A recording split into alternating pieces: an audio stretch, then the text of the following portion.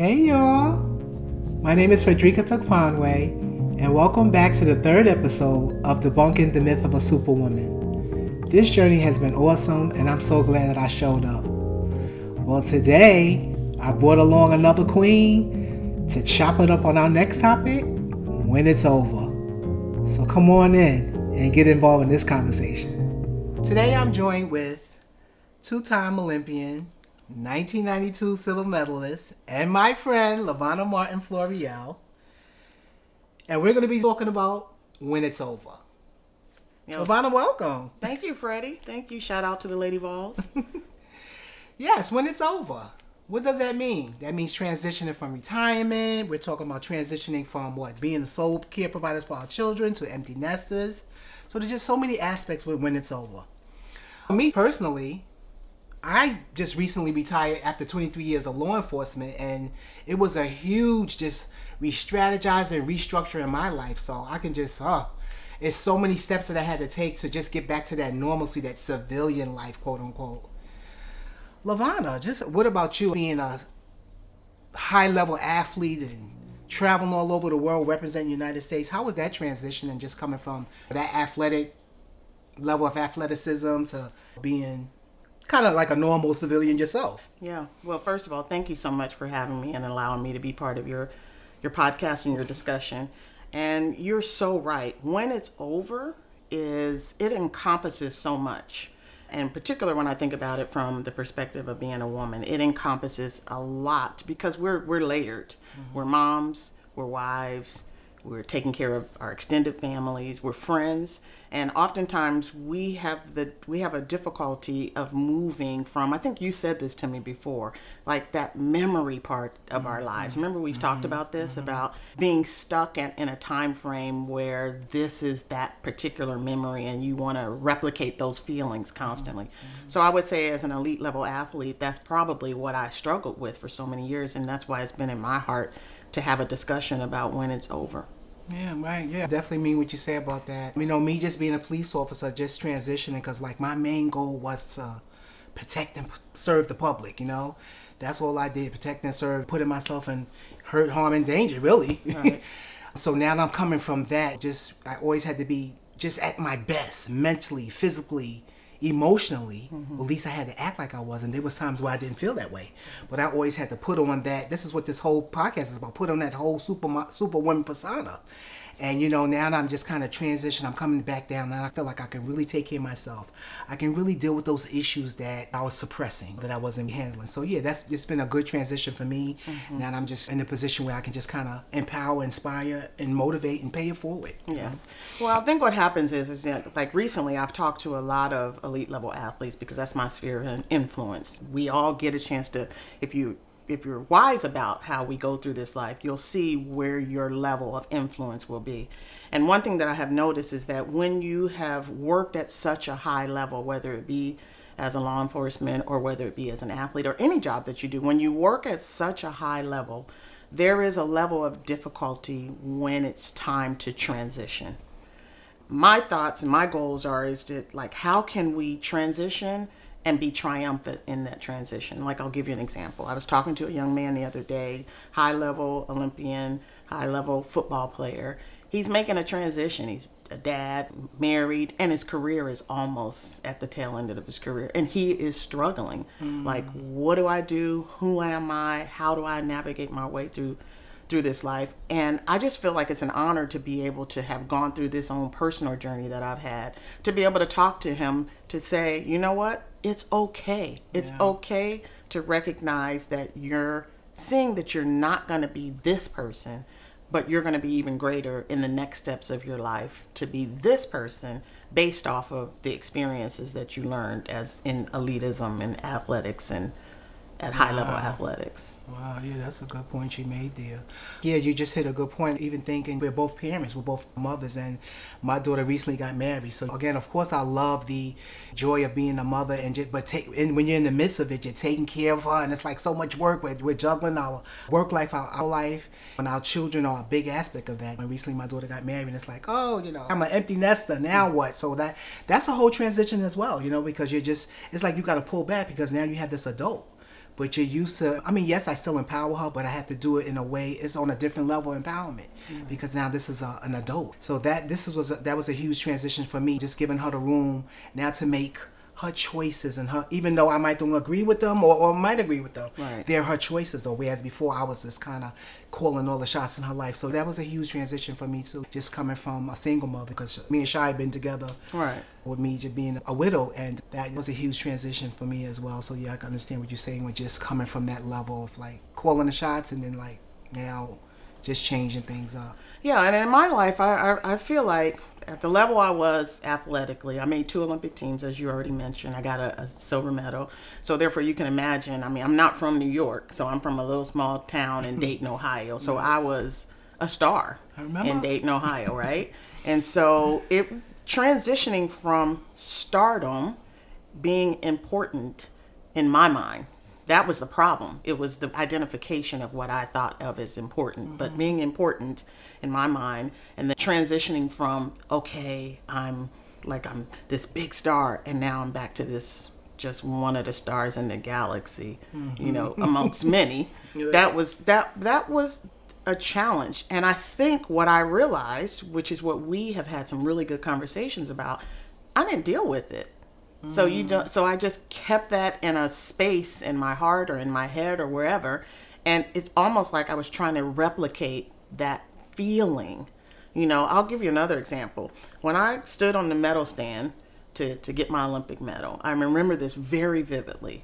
I'm standing on the stand, and they're putting the medal around my neck, and, you know, Lavonna Martin, and I get a chance to wave to the crowd and all this. And I thought to myself, with the medal around my neck, is that it? Like, I was expecting the sky to open, right, and the Disney song to start playing that song, and the birds to, you know, and I didn't have any of that. And I remember asking God when I was standing there, like, this is what I work for? And immediately I heard God tell me, this is not about you. This is about all the people that have come alongside you, that have prayed for you, that stood in the gap for you, that did everything that needed for you to get to this point. And you need to recognize that the journey of it was the best part. Wow. That's what I think that I'm realizing, like, when it's over. I don't think that I took the time to understand and to appreciate that journey that I was on. Was phenomenal. It was great. It gave me, just like the medal, another platform, another opportunity. I mean, I was a teacher for 15 years, and one thing I could do was bring that medal out in front of parents, and I could wave it in their face and hypnotize them, and they would think that I was the greatest person in the whole wide world because they were impressed. That's right. So I realized, and it's taken me, again, a long journey to get to this point, that is just like one small aspect. That is over. It was great. It was some of the best parts of my life. But that doesn't mean that the rest of my life has no meaning. Right. And I think that's what happens to athletes, is that you spent so much of your life perfecting your craft. I'm sure that happens to you as a police officer. You spend so much of your time perfecting your craft, taking care of people, that when that's over, now what am I supposed to do? Yeah, very good point. We definitely see some similarities, but total different end of the spectrums. But yeah, just being a police officer, like a lot of my friends that are still within that department, they want to retire, but they're like, what do I do next? I said, whatever you want to do. But again, as a police officer, you have a certain authority. You're given certain authority to make tough decisions. Sometimes you're taking people's liberty away if they break the law, or so on and so forth. I mean, you know what that all entails, but. Yeah, and so now coming to a point where it's just about you, and that's what the public don't know. Out of that uniform, you're just a regular person, there you know. And some people, I think a lot of people have made that police officer status like that's their identity. Outside of that, they don't have anything else. Right. So I think once it's gone, then they don't. What else do they have? Unlike me, that wasn't my case. I literally I just appreciate everything that I've learned. Being an instructor, I had an opportunity to receive so much training, and so just to take that, and I see myself as a role model. Being the first female aircraft rescue or firefighter instructor in my department. So I was a trailblazer in my department. So I set a lot of examples for a lot of individuals. And I just feel that even though I'm no longer in that role, in that law enforcement arena, I left a mark there. You know, I became an example for many women. So they have an example. Oh, if she did it, Right. I can do it too. So even though I'm finished with that whole aspect of being a police officer or a police instructor, I now can take that and do things like I'm doing now. Right. Empower people, inspire people. So Right. Well, that's one of the reasons why I love talking to you, because, you know, you'll say something and then something will click in my spirit and it's like, oh, you know what? I didn't think about that. So let me tell you what clicked for me that you just said. I think that we kind of walk through life and we feel safe when we have a script. So my script was I had a coach that would tell me what to do. And if I can follow the script of what the coach tell me what to do, Right, then I say. could be successful. Yeah. Okay, well now that's over.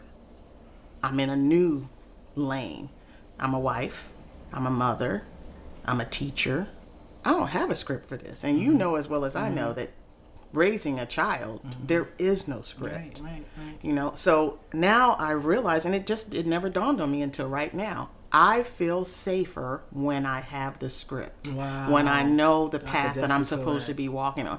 Part of that is because that's what Christendom has taught us too, right? Is that there's this path and every person has the path that they're supposed to walk on. But what we really don't talk about is there is a level of trust that as I move from one stage of my life to the next stage, like I'm in the middle age stage of my life. I've never been here before, but there's safety in knowing that God's got me. He put the people in my life that are supposed to be there. The part of raising children is over, but it's also a joy to be able to step into something new, something different. I didn't understand that when I came out of my career. I just wanted to continue to replicate that feeling that I had when I was this athlete that was revered and respected. And now I realize, okay, yeah, that was just for that season. We've talked about that, right? Yeah, absolutely. Yeah, right. So it's like after your career, you just like you became the coach. You became the coach of your children. You became the coach of this new lifestyle. Right. Yeah, I was in that kind of similar situation, being a single mother, a widow. I called the shots, and like I said, I didn't ever know all the answers. And I would remember telling my daughter each year, Shia, this is my first time being the mother of a 16-year-old or a 15-year-old. We know a 17-year-old. So that's what life is just about. Just making those choices and just trusting in God. Just having my faith in God. That's what really helped me. And that's what I'm leaning on now too. What are my next steps? I just feel like I know my purpose is to empower and inspire people to just be at their best, to move to their best levels, you know? So I'm just going to trust the new arena in my life and just go with what God has planned for me. Right. So I'm looking forward for that new lifestyle. But I think it's important for people to really understand that the next step, the next feeling may not feel like what it did before. Right. I think again, that's that different. replication I was talking about. I think I was wanting to have that important feeling. Again, we've talked about this a lot. I think and it made me stuck, right? Instead of recognizing the state that I was in, the stage that I was in, the path that I was walking, it changed. So, like, for example, as a teacher, I got the same kind of high out of being a teacher as I did as an elite athlete. Like, encouraging kids towards their goals, I know what that feels like. So I felt very valued that I was able to encourage kids academically to reach their level of their goals. But I think I still was missing something in the fact that motherhood is hard. Being a wife is hard. Navigating your way as just a regular person is hard. And I think in so many ways that I keep that's the word that keeps coming in my mind, is that I wanted to replicate a feeling at a time that I felt valued and important, instead of recognizing I'm already valued. I'm already, and it just changes, right? It may change, and so therefore the memories of what I had as this elite level athlete, it's not the same. And so, as you and I have talked on many occasions, I got to let that go. I got to let that be a memory. And I can go back to it every once in a while, like how we come together and we just laugh about our days at Tennessee. Right. But that's it. Our days at Tennessee We're are no gone. longer right. Exactly. Right? I love when you told me you keep interacting with me like I'm the Freddie from Tennessee.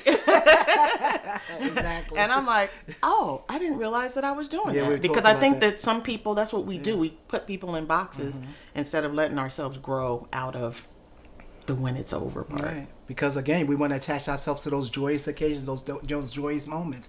But again, the only thing that changed in your life is the different aspects, like as far as your different, you being the athlete, you being the teacher. But Lavonna Martin is still there. You're still the same person. You're still great. You might don't have as many people shouting and accolades and newspaper articles and stuff in this new role, but you're still that great person. You know what I'm saying? But you just like all that attention as an athlete, because this was like, absolutely. I have embraced the fact that is what I loved about. I love walking. Everybody does. I love walking on the track and they say, and in lane 4, right, Lavonna Martin, and I would be like, that's me. Right? You know how they do. That's me. Some people go even though I didn't show that, even though you didn't know that, right? Because I wasn't showing that. You wasn't showing. That's right. But I like that, and so I love that whole aspect. So now, what do I like now about my life now? So I got this wonderful, wonderful guy that I've been married to for almost 30 years. Yeah. He's this big time coach. So that means I'm still in track and field. Right. He's important. We call it impotent. That's what he is. And I still get to be involved in track and field. Yeah. I still get to be involved. I call track and field my first love. It's my first love. He encourages me to be involved, which I love. And so what do I get to do now? I get to come alongside the next generation of young people. And I get a chance to be Mama Flo. That's what I'm known to them. And I get a chance to, when he's hard on them, I get to pat him on the back and say, you're going to be okay. You know why? Because I've been there. Yep. And I still have the memories. Right. And I've been at the level that they think they want to get to. Because so you can give them the insides. Yep. That's right. Wow. So you're living with what they say vicariously through your husband, through track and field. So that's great. Again, I think your new role is a very important role. My God, to be a child on the athletic, on a collegiate level, to have an Olympian aside you that they can just pick you and just get all kind of information. And, Olympic silver medalist, please. Olympic silver medalist. Sorry. That's awesome. That's great. I think this is a great new role too. And also, I know you're involved in another aspect. I think you'll be starting a podcast as well yourself. Let's talk about that. What's going on with that? Yes. Cool. Thank you. Well, again, what I loved about our friendship is that over these last few years, as I've been still transitioning in some areas of my life, you have encouraged me tremendously. Like, hey, take your gifts and let's take your gifts to the next step. Yeah. And so part of that is, my podcast is called Taking a Deep Breath. Awesome. Because life causes us to take these aha moments and take a deep breath and just like ponder and think and make decisions, and sometimes not even making decisions quickly, right, but just thinking about what were my deep breath moments. And that's what I've enjoyed talking to you about, is just like these various moments in my life that I realized that I had the light came on. Like I feel like it comes on so much more now. What is that about? Is that aging or something? I just feel like it comes on so much now that I'm so grateful. Yeah. I'm so grateful for these journeys. Yeah. And so my podcast is going to be talking about these aha moments. And I really want to talk to women, but I'll talk to anybody about these stories of transitions and triumphs. Like, that's great. How did you clear certain hurdles of life, and you see that you are triumphant in that, because hurdles are hard. We were hurdlers. Yes. I mean, I got a lot of scars on my knees right, from hitting hurdles. But you made it still, though. But right? I made it, and I made it to a high level in my athletic career too. So stories of transition and triumph is what I like to focus on. Oh, that's a great metaphor. Even though you got to jump over those hurdles, even though it's difficult, you can still be a champion. You can still triumph. That's really cool. Yeah, thank you. Well, that's cool, Vonnie. Well, thanks so much again for joining me and sharing your thoughts on transitioning from that top level athletes. You're still a great person in my eyes. But I just really appreciate your time and your input, and thanks again. Yeah, and I just want to thank you. Thank you for speaking life into me. Thank you for getting my heart to open up. And more importantly, thank you for being consistent. And I want to thank you for staying on this journey with me. Please like, share, and subscribe on my YouTube channel and on my podcast page. Thank you. Take care, and go light up the world.